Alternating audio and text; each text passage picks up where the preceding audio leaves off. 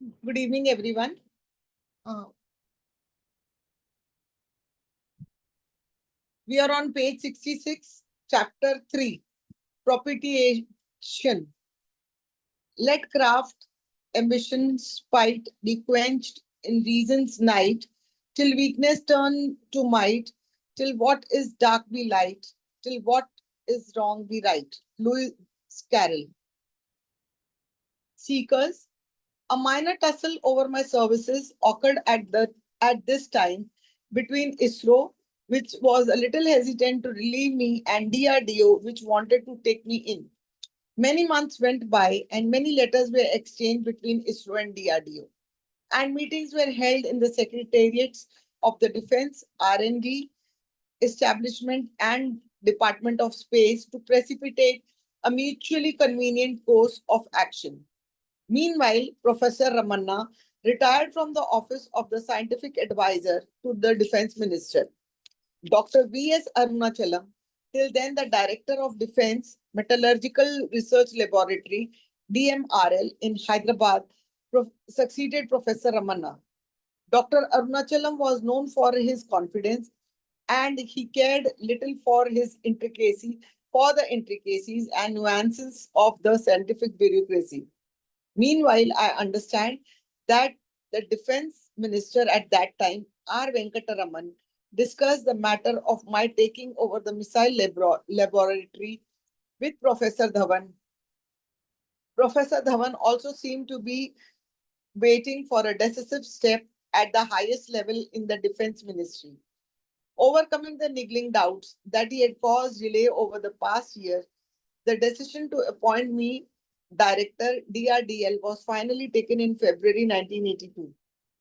Professor Dhawan used to visit my room in the ISRO headquarters and spend many hours in evolving space launch vehicle projects. It was a great privilege to work with such a great scientist. Before I left ISRO, Professor Dhawan asked me to give me a talk on the space program profile in India by the year 2000. Almost the entire ISRO management and staff attended my talk, which was by way of a farewell meeting. I had met Dr. V.S. Arunachalam in 1976 when I visited DMRL in connection with the aluminum alloy investment casting for the SLV inertial guidance platform. Taking it as a personal challenge, Dr. Arunachalam had the investment casting, the first of its kind in the country, made in the incredible short time of 2 months. His youthful energy and enthusiasm never failed to amaze me. This young metallurgist had, within a short span of time, lifted the science of metal making to the technology of metal forming and then to the art of alloy development with a tall, elegant figure. With a tall, elegant figure, Dr. Arunachalam was like an electrically charged dynamo himself. I found him an unusually friendly person with a forceful manner, as well as an excellent working partner. I visited DRDL in April 1982 to acquaint myself with my potential work site. The director of DRDL, then SL Bansal, took me around and introduced me to the senior scientists in the laboratory. DRDL was working on five staff projects and 16 competence build up projects. They were also involved in several technology oriented activities with a view to gain lead time for the development of indigenous missile systems in future. I was particularly impressed by the efforts on the twin 30-ton liquid propellant rocket engine. Meanwhile, Anna University, Madras, conferred the honorary degree of Doctor of Science on me. It had nearly been 20 years since I had once again. Just shifted. Mm, One second, just the page has gone away. Sorry.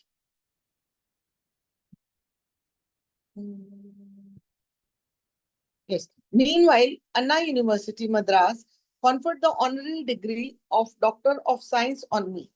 It had nearly been 20, near, it had been nearly 20 years since I had acquired my degree in aeronautical engineering.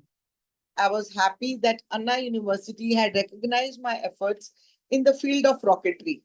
But what pleased me the most was the recognition of the value of our work in academic circles. To my delight, the honorary doctorate degree was awarded at a convocation presided over by Professor Raja Ramana. I joined DRDL on 1st June 1982. Very soon, I realized that this laboratory was still haunted by the winding up of the Devil Missile project. Many excellent professionals had not yet recovered from the disappointment. People outside the scientific world may find it difficult to comprehend how a scientist feels when the umbilical cord to his work is suddenly snapped for the reason totally alien to his understanding and interest. The general mood and the work tempo at DRDL reminded me of Samuel Taylor Coleridge's poem, The Rime of the Ancient Mariner. Day after day, we stuck, nor breath nor motion, as idle as a painted ship upon a painted ocean. I found almost all my senior colleagues living the pain of dashed hopes. There was a widespread feeling that scientists of this laboratory had been cheated by the senior officials in the Ministry of Defense. It was clear to me that the burial of the devil was essential for the rise of hope and vision. When about a month later, Admiral O.S. Dawson, then the Chief of Naval Staff, visited DRDL. I used it as an opportunity to make a point with my team. The Tactical Core Vehicle TCV project had been hanging fire for quite some time. It was convinced that a single core vehicle with certain common subsystems to meet the requirements of the services for a quick reaction, surface to air missile, and anti radiation air to surface missile, which could be launched from the helicopters or fixed wing aircraft. I emphasized the ski skimming role of the core vehicle to Admiral Dawson. I focused not on its technical intricacies, but on its battlefield capabilities, and I highlighted the production plans. The message was loud and clear to my new associates. Do not make anything which you cannot sell later, and do not spend your life on making one thing only. Missile development is a multi-dimensional business.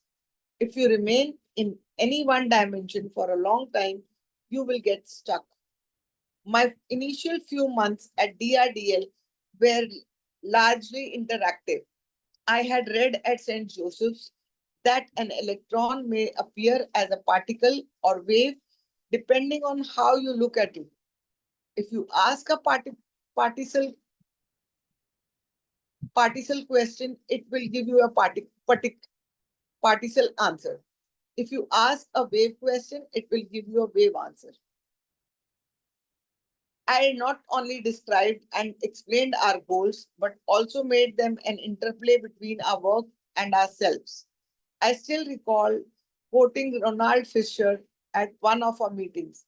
The sweetness we taste in a piece of sugar is neither a property of the sugar nor the property of ourselves.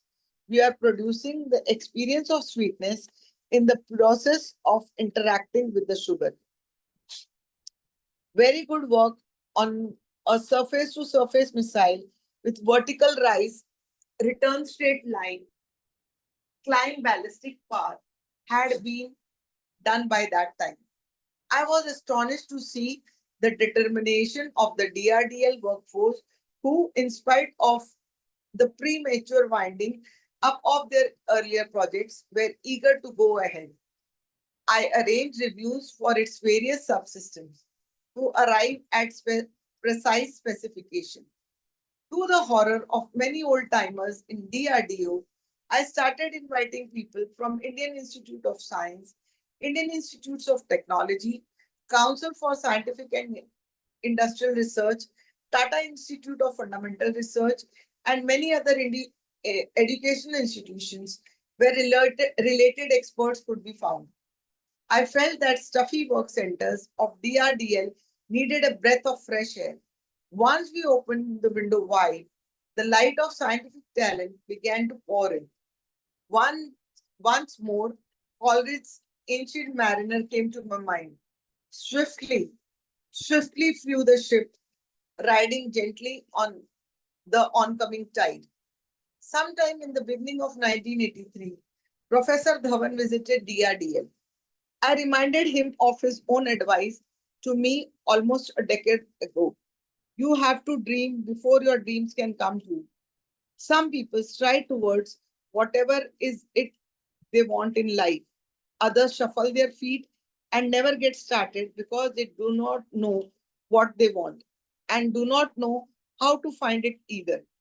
ISRO was lucky to have Professor Sarabhai and Professor Dhawan at the helm, leaders who elucidated their goals, made their missions larger than their lives, and could then inspire their entire workforce.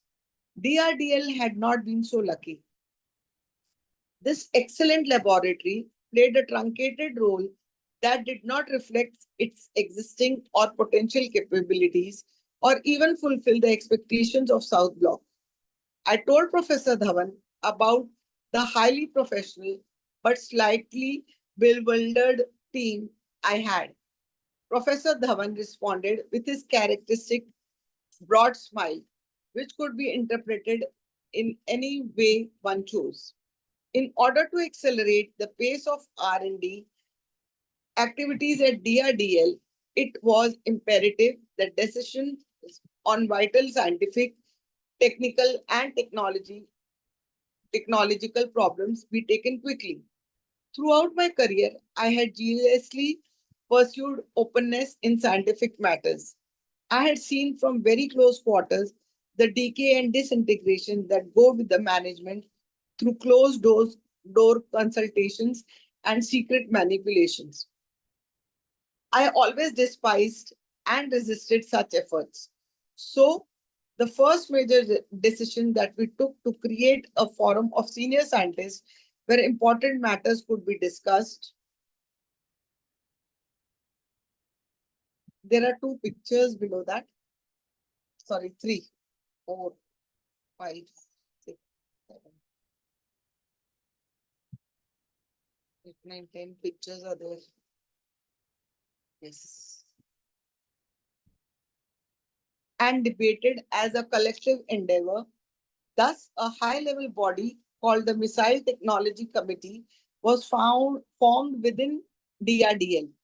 The concept of management by participation was evoked, and earnest efforts were made to involve middle level scientists and engineers in the management activities of the laboratory. Days of debate and weeks of thinking finally culminated in the long term guided missile development program. I had read somewhere, know where you are going. The great thing in the world is not knowing so much where we stand as in what direction we are moving. What if we do not have the technological might of the Western countries? We knew we had to attain that might, and this determination was our driving force. To draw up a clear and well defined missile development program for the production of indigenous missiles, a committee was constituted under my chairmanship. The members were ZP Marshall, then the chief of Bharat Dynamics Limited, Hyderabad, N.R. Iyer, A.K. Kapoor, and K.S. Venkataraman. We drafted a paper for the pursual of the Cabinet Committee of Political Affairs, CCPA. The paper was given its final shape after consulting the representative of the three defense services. We estimated an expenditure of about rupees 390 crores spread over a period of 12 years. Development programs often get stuck by the time they reach the production stage, mainly because of lack of funding. We wanted to get funds to develop and produce two missiles, a low level quick reaction tactical core vehicle and a medium range surface to surface weapon system.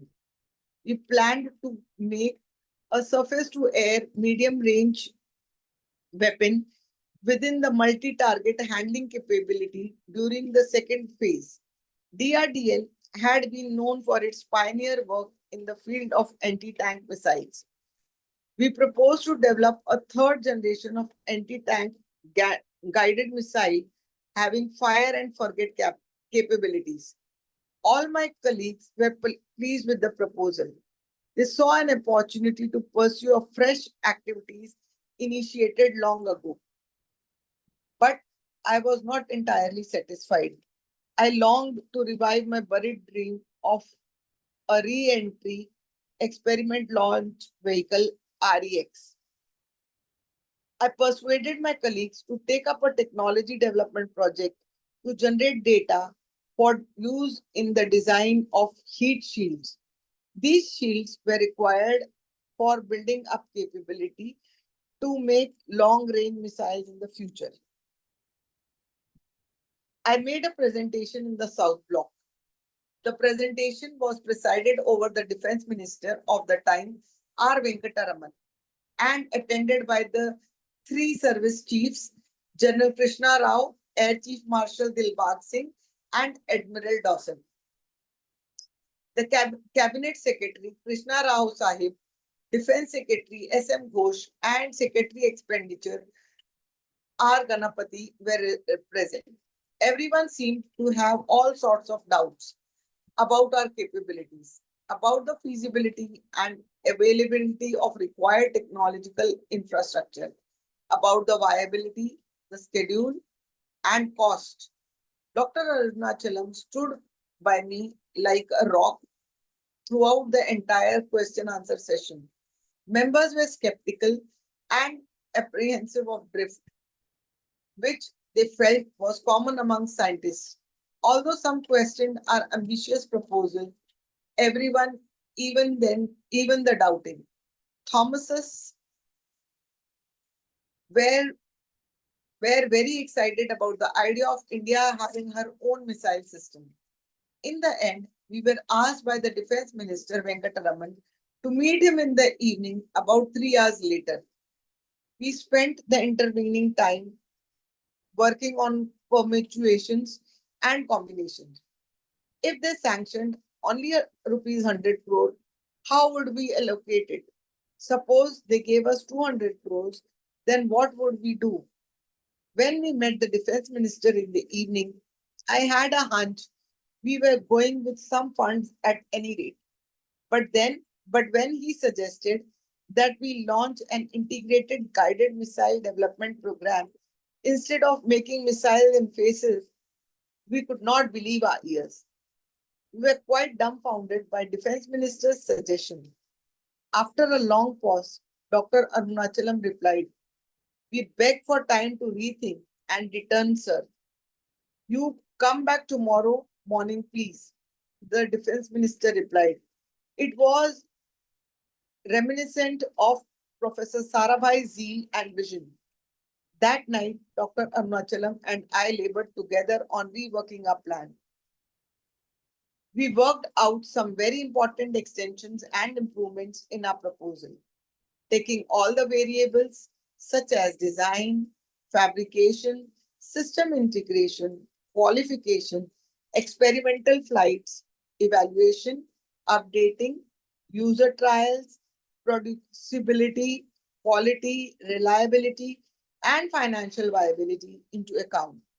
We then integrated them into a single function of total accountability in order to meet the need of countries' armed forces with an indigenous endeavor. We worked on the concept of design, development, production concurrency, and proposed the participation of user and inspection agencies right from the drawing board stage. We also suggested a methodology to achieve state of art systems after all the years of developmental activities.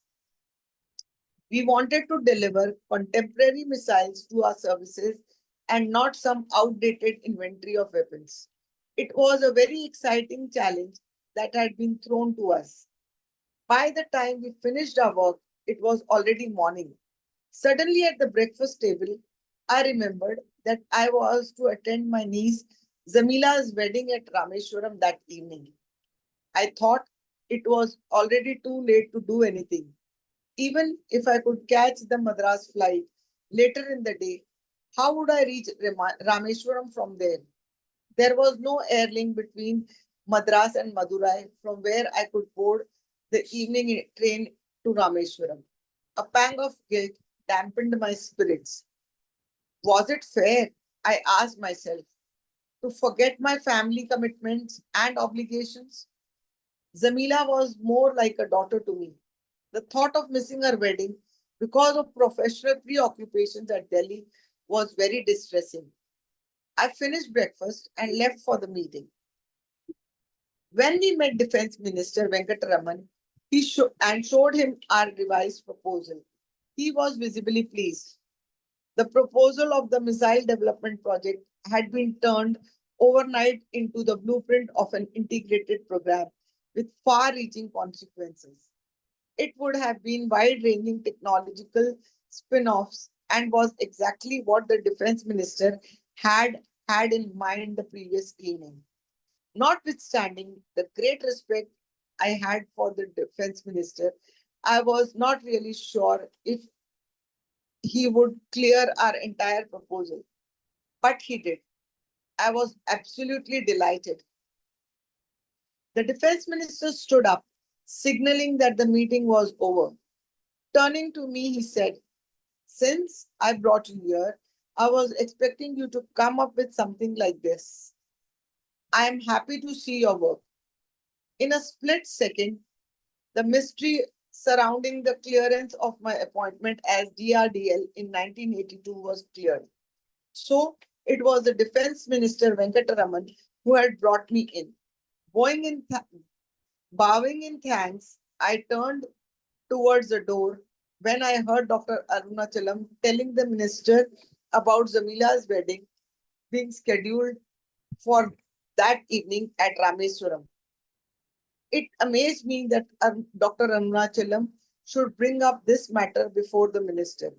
Why would uh, why would a person of his stature sitting in the all-powerful South Bloc be concerned about a wedding which was to take place on a far-flung island in a small house on Mosque Street?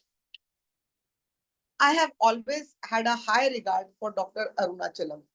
He has, together with a command over language, as he displays on this occasion, and Excuse me, ma'am. yes, dear, Can I know the page number of that page PDF, ma'am? number. We are on page number 1 second. I joined in middle. 1 second. 1 second. We are on page 83. Page 83 of the PDF. Okay, ma'am. I'm Chapter going. 3 populations. That below the pictures, that page is where I'm reading. Have Okay, you ma'am. found it? Three, 13th chapter, ma'am. Sorry, the third proposition propulsion, that chapter. Population. Oh, yes, ma'am. I Yeah, got it. yeah, Seekers page. yeah. Seekers. That page. Okay. Right. In which para, ma'am? 1 second. Page 83. Just go down. Okay, ma'am. In that seekers, pictures are there. Yes, ma'am. Yeah, below the pictures, one, two, three, fourth page after that. Fourth page. Page 83. Yes, ma'am. 83. I have always had a high regard for Dr. Arunachalam. I had. There's a small quote Wait, 1 second, ma'am. below it. There is a pictures. After pictures, ma'am. Yeah, after pictures, the fourth page.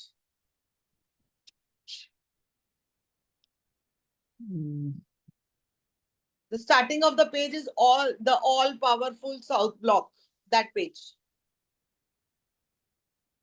Are you referring to the PDF, dear? Yes, ma'am. Yeah. So on Open, page ma'am. 83, page 83. In page 83, they have 13 number Triumph at that lesson name, I think. No, not that. You have seen that picture. Pictures, all the pictures are there. Yes, ma'am. Fourth page, fourth page below that.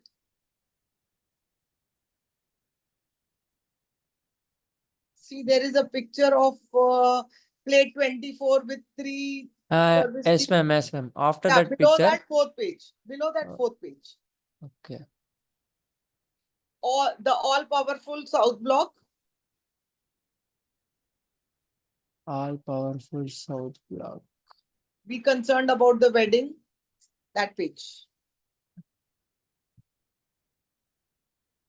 Found it? 1 second, ma'am. The PDF is confused. After 72, is there a picture 72 page, ma'am? Uh, See that yellow portion is given in that.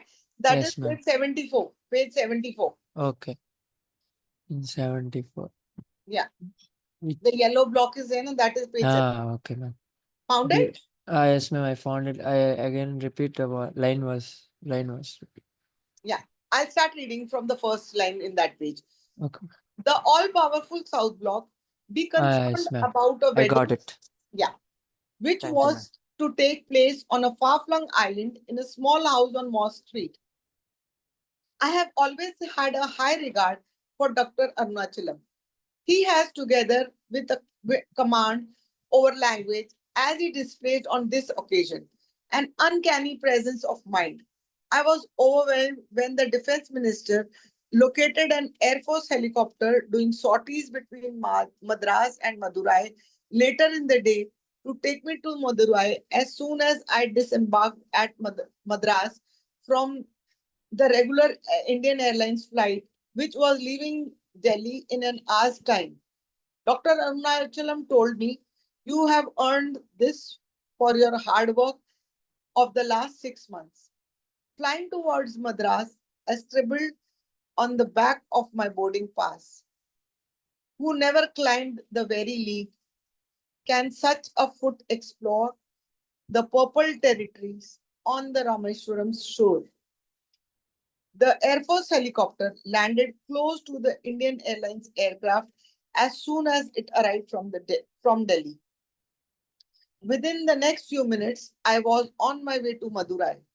The Air Force commandant there was kind enough to take me to the railway station where the train to Rameswaram was just about to roll out of the platform. I was in Rameswaram well in time for Zamila's wedding. I blessed my mother's daughter with a father's love. The defense minister put up a proposal before the cabinet and saw it through. His recommendation on a proposal were accepted and an unprecedented amount of rupees 388 crores was sanctioned for this purpose. Thus was born India's prestigious Integrated Guided Missile Development Program, later abbreviated to IGMDP. When I presented the government sanction letter before the Missile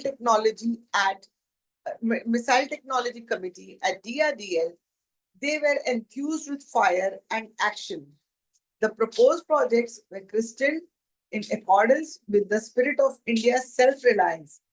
Thus, the surface-to-surface weapon system became Prithvi, the earth, and the technical core vehicle was called Trishul, the trident of Lord Shiva. The surface-to-air area defense system was named as Akash, Sky, and the anti-tank missile Project Nag, Cobra. I gave the name Agni, fire, to my long cherished dream of Rex. Dr. Arunachalam came to DRDL and formally launched the IGMDP on 27 July 1983. It was a great event in which every single employee of DRDL participated. Everybody who was somebody in the Indian aerospace research was invited. A large number of scientists from other laboratories and organizations, professors from academic institutions, representatives of the forces, production centers, with and inspection authorities, who were our business partners now, were present on this occasion. A closed circuit TV network had to be pressed into operation to ensure proper communication between the participants, for we had no single place to accommodate all the invitees. This was the second most significant day in my career, next only to 18 July 1980, when the SLV-3 had launched Rohini into Earth's orbit. I think so. I'll take a pause over here. And Naresh and Ajay, Hey, I ma'am. would like to know what have you understood or what is your thought about on the paragraph that I've read already? I am joined in the middle of my paragraph. So I listen to me that what is Okay. it's about launching the rocket into the space, the Yes. struggles and whatever happened in the past. So Right. that is right, man. Yeah. Right. Right. Okay, ma'am. What about you, Naresh? Hi, Taranjit ma'am. It was a nice session. Actually, I am here to listen to how the sessions go, how the reading session goes, Okay. Okay. and probably my plan is to start reading for the students from day after tomorrow or this week sometime. Okay. Okay. Okay. Okay. Okay, Naresh. But I did find this quote day after day, we stuck, nor breath nor motion, as idle as a painted ship upon a painted ocean. Yes. You know, Yeah, this is Dr. Kalam has used quotes from so many different authors, poets, and really they are very apt at the situation where it is written. They are very apt. right. This quote made so much sense to me when I myself find in such spaces where I don't see moving forward, but I feel like I'm stuck somewhere. This resonated to an extent. Yes. See this quote also: "Who never climbed the very league can such a foot explore the purple territories on Rameshwaram shore." This Yeah, is he's telling about like the feeling that he has, like a very small boy from a very small place called Rameshwaram, and he reached such great heights. Like he was given, like he was feeling overwhelmed when he was offered that ride, helicopter ride, and everything connecting.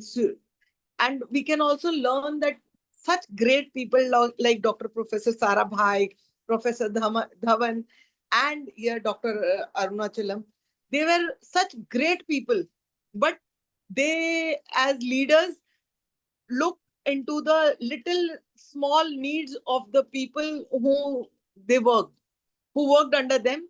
They've seen to it that all their little needs also should be met. These are the qualities of very great leaders. These qualities everybody doesn't possess. These are right. quality of very great leaders, those who can look after. It is always said, like I always feel this, that any institution to work smoothly, we need that uh, each and every wheel that is there in the bigger wheel should keep working.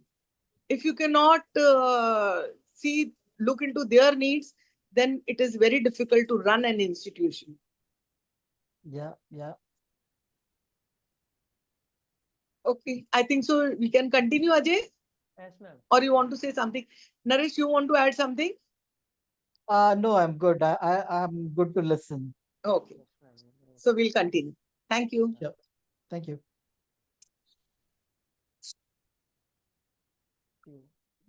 Yes. Stewards. The launch of the IGMDP was like a bright flash on the Indian scientific firmament missile technology that had been considered that sorry had been considered the domain of a few selected nations in the world. People were curious to see how, with what India at that point of time, we were going to achieve all that was promised. The magnitude of IGMDP was really unprecedented in the country, and the schedules projected were quite quixotic by the norms and standards prevailing in the Indian research and development establishments. I was fully aware that obtaining sanction for the program could be at could at the best be seen as only 10% of the work done. To get it going would be quite different a matter to get altogether. The more you have, the more there is to maintain. Now that we had been given all the necessary money and freedom to proceed, I had to take my team forward and fulfill the promises I had made. What would be needed to realize this missile program? From the design to the deployment stages, excellent manpower was available. Money had been sanctioned, and some infrastructure also existed. What was lacking then? What else does a project need to succeed apart from these three vital inputs? From my SLV-3 experience, I thought I knew the answer. The crux was going out to be the mastery over missile technology. I expected nothing from abroad. Technology is a group activity, and we would need leaders who could not only put their heart and soul in the missile program, but also carry along with them hundreds of other engineers and scientists. We knew we had to be prepared to encounter numerous contradictions and procedural absurdities that were prevalent in the participating laboratories. We would have to counteract the existing attitudes of our public sector units, which believed that their performance would never be tested. The whole system, its people, procedures, infrastructure would have to learn to extend itself. We decided to achieve something that was way beyond our collective national capability, and I, for one, had no illusions about the fact that unless our teams worked on the basis of proportion or probability, nothing would be achieved. The most remarkable thing about DRDL was its large pool of highly talented people, many of whom were unfortunately full of egotism and rebelliousness. Unfortunately, they had not even accumulated enough experience to make them confident about their own judgment. On the whole, they would discuss matters very enthusiastically, but would finally accept what a select few said. They would unquestioningly believe the outside specialist. A particularly interesting person I met at DRDL was A.V. Rangarao. He was very articulate and had an impressive personality. His usual garb consists of a red necktie with a check coat and loose trousers. He would wear this in the hot climate of Hyderabad, where even a long sleeved shirt and shoes are considered an unavoidable inconvenience. Sorry, considered an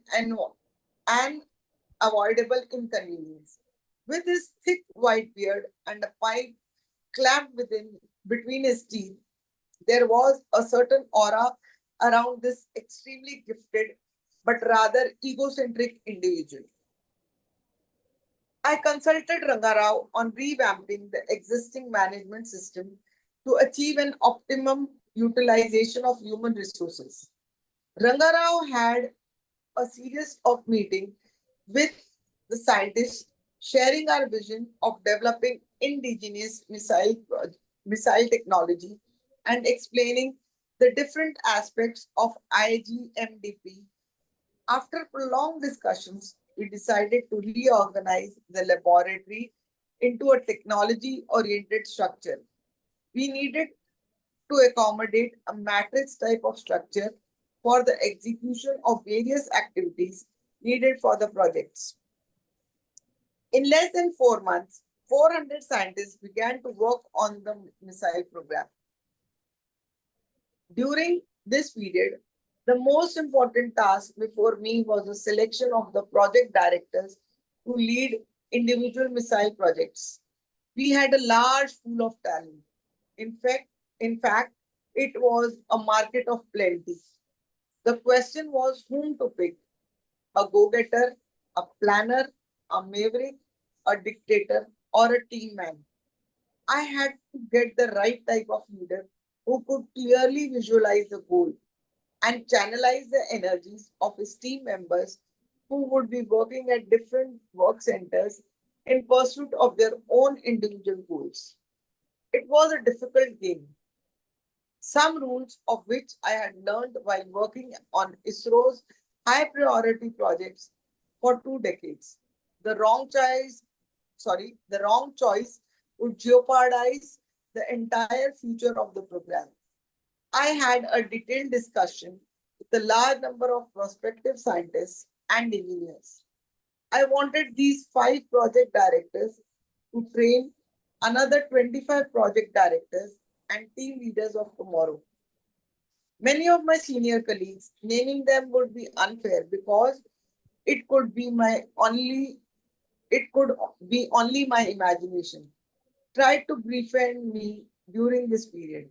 I respected their concern for a lonely man, but avoided any close contacts. Through loyalty to a friend, one can be easily led into doing something that is not in the best interest of the organization. Perhaps the main motive behind my isolation was my desire to escape from the demands of relationship, which I consider very difficult in comparison to making rockets. All I desired was to be true to my way of life, to uphold the science of rocketry in my country, and to retire with a clean conscience. I took time, I took quite some time and did a lot of hard thinking to decide who should lead the 5 projects. I examined the working styles of many scientists before making my decision. I think some of my observations may interest you. A basic aspect of a person's working style is how he plans and organizes tasks. At extreme is a cautious planner who carefully spells out each step before making any move. With a sharp eye for what can possibly go wrong, he tries to cover all contingencies. At the other hand, at the other end is the fast mover who weaves and dodges without a plan. Inspired by an idea, the fast mover is always ready for an action. Amongst another another aspect of a person's working style is control, the energy and attention devoted to ensuring that things happen in a certain way. At one extreme is a tight controller, a strict administrator with frequent checkpoints. Rules and policies are to be followed with a religious fervor. At the opposite end are those who move with freedom and flexibility. They have little patience for bureaucracy. They delegate easily and give their subordinates wide latitude for movement. I wanted leaders who could tread the middle path, those who could control without stifling dissent or being rigid. I wanted men who had the capability to grow with possibilities, with the patience to explore all possible alternatives, with the wisdom to apply old principles to new situations, people with the skill to negotiate their way forward. I wanted them to be accommodating, to be willing to share their powers with others and work in teams, delegating good jobs, assimilating fresh opinions, respecting intelligent people, and listening to wise counsel. They would have to be able to sort out things amicably and take responsibility for slip ups. Above all, they should be able to take failure in their stride and share in both success and failure. My search for someone to lead the Prithvi project ended with Colonel V.J. Sundaram, who belonged to the EME Corps of the Indian Army. With a postgraduate degree in aeronautical engineering and expertise in mechanical vibration, Sundaram was the head of structures group at DRDL. I found him I found in him a readiness to experiment with ways of resolving conflicts, points of view. He was an experimenter and innovator in teamwork. He had an extraordinary capability of evaluating alternative ways of operating. He would suggest moving forward into new terrains that could lead to a solution which had not only had not been perceived earlier. Though a particular goal might be clear to a project leader and he may be capable of giving adequate directions for accomplishing it, there can be resistance from subordinates if the goal makes no sense to them. Therein lies the importance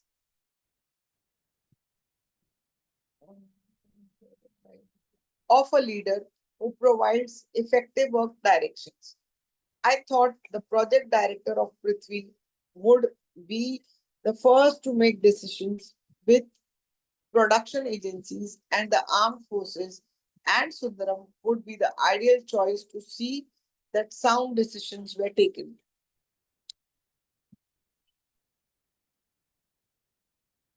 I think so. We should stop over here and do the discussion. Hello, Yes, ma'am. Ajay. Yes, ma'am. I want you to speak now. Uh, I really enjoyed the story of. Can you be a bit louder, child? I cannot hear you. Yes, ma'am. No, no, may I audible, ma'am? Yeah, yeah. Yes, ma'am. Uh, it was too great to listen such things about Kalamji sir, how we struggled for giving the name of India for doing uh, scientist in rocketry. I this was thing is untold story for me. I didn't know such things about Kalamji sir.